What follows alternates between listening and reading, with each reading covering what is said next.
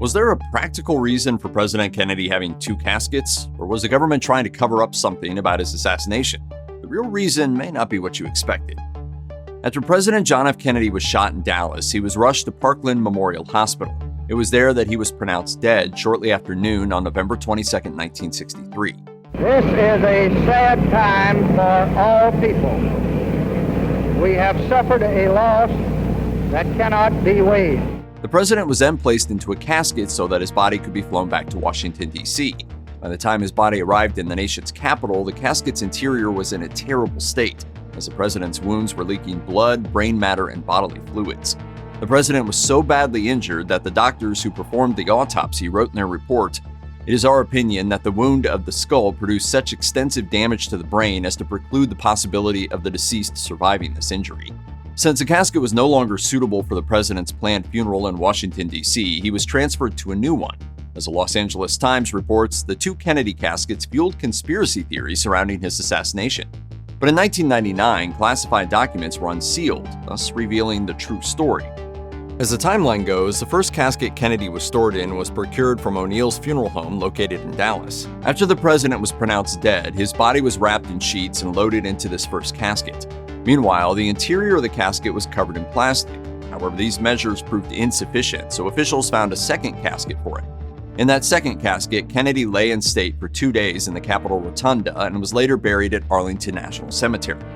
As those unsealed classified documents disclose, his first casket was kept in the National Archives vault in D.C. Then 3 years after the president was killed, the first casket was dropped into the ocean.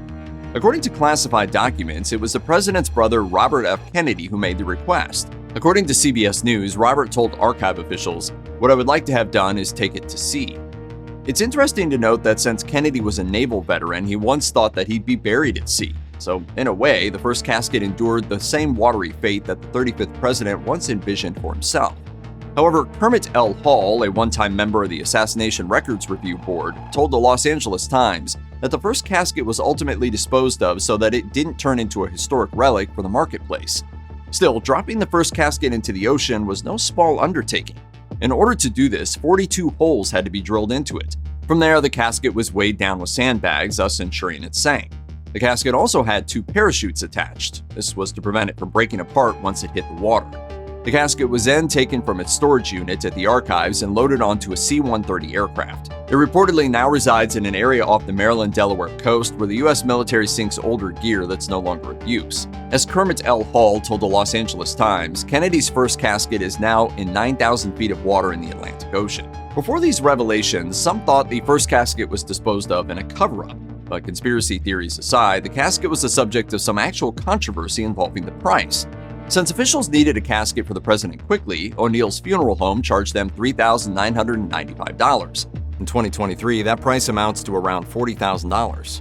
However, when the first casket was determined to be unusable, the government brought it back to O'Neill's. After some haggling, the funeral home offered to take the casket back, even in its used condition.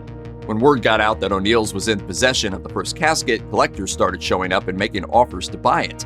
At one point, the funeral home was reportedly offered as much as $100,000 for the casket, or about $1 million in 2023.